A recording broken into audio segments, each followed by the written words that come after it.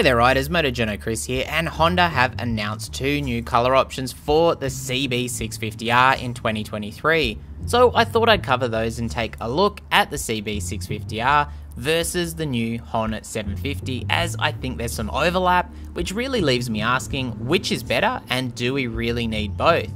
Anyway, those new CB650R colours are a matte gunpowder black metallic and matte dim grey metallic, joining the candy Chromosphere red and matte jeans blue metallic, so at least someone had some fun naming those colours.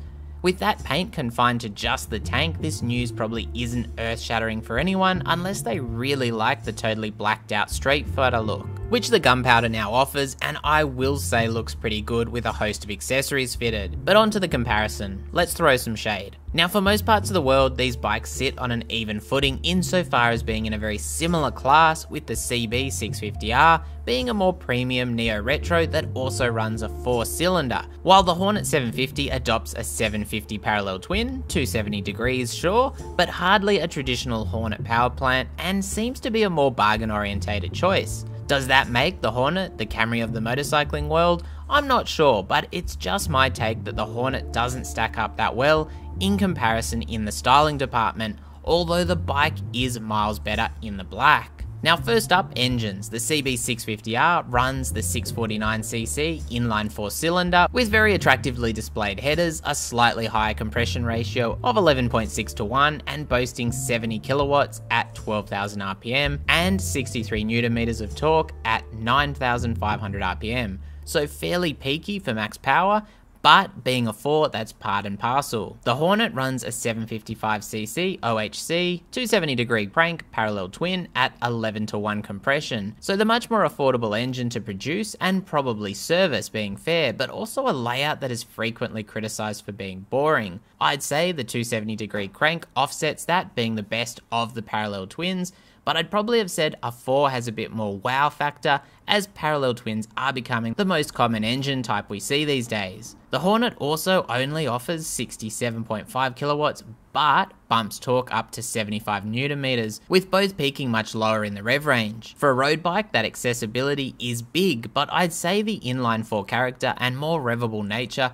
probably largely offsets this. Subjective judgment, sure. Both run a wet clutch and a slip and assist clutch, a 6-speed transmission and a chain final drive too.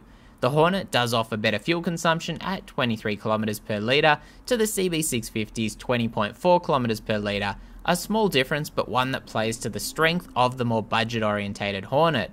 Fuel tanks are both just over that 15 litre mark as well, so they are very similar. The CB650R does show its age as a continuing model, however, it running an LCD display with the HSTC or Honda Torque Control System, where the Hornet 750 in comparison receives 3 rider modes, 3 engine power modes, engine brake settings, HSTC, and wheelie control for a much more nuanced level of rider aids when it comes to intervention. That's a clear win for the Hornet if you like a lot of electronics. However, a TFT display is very much a cherry on top, as the feature most people would prefer these days.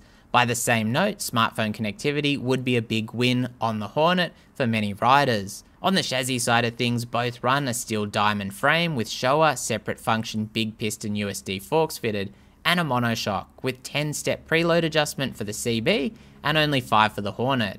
Wheels are 17-inch of course, but while both run the fairly generic 120/70 front, the CB650R gets a 180/55 rear to the Hornet's 160/60. That's hollow section 6-spoke cast aluminium wheels on the CB650R to the Hornet's 5 Y-spoke cast units, so probably just a matter of personal preference there, with some good tyre options available for either bike. Both bikes run Nissan radial mount 4-pot calipers on the front, with the CB650R featuring a larger 310mm rotor to the 296mm units on the Hornet, while the 240 rear rotor and single piston caliper is a wash across both models. When it comes to the ergonomics, the CB650R runs a taller seat height at 810mm and weighs in at a heftier 202.5 kilos, although ground clearance is a little more generous at 150mm. The Hornet shines in this area with a lower and more accessible 795mm seat height, lighter 190kg weight, but slightly less ground clearance.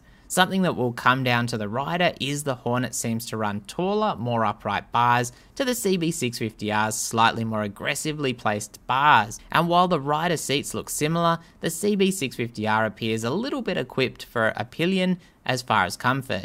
Now, as mentioned, the Hornet 750 is undeniably built to a price, and that's reflected in the CB650R costing from $7,699 in the UK, so that's a pound price, compared to the Hornet $6,999, keeping in mind that's a 2022 CB versus the 2023 Hornet pricing, as that's what I could find officially listed. Essentially, it's 10% more for the CB650R, which is largely comparable when it comes to specifications, with the exceptions of the electronics package and dash, but which to my eye has a pretty serious styling advantage, and for most people how their bike looks is pretty important. Now, I'm also pretty cheap, price conscious, and I'd still take the CB650R with that 4-cylinder personally of those two bikes, as I think the 750 Africa Twin we've heard rumours of will be the more interesting addition to Honda's range than the Hornet. But let me know if you disagree and why down in the comments. As always, stay safe out there and thanks for watching, and if you're still here, leave a like.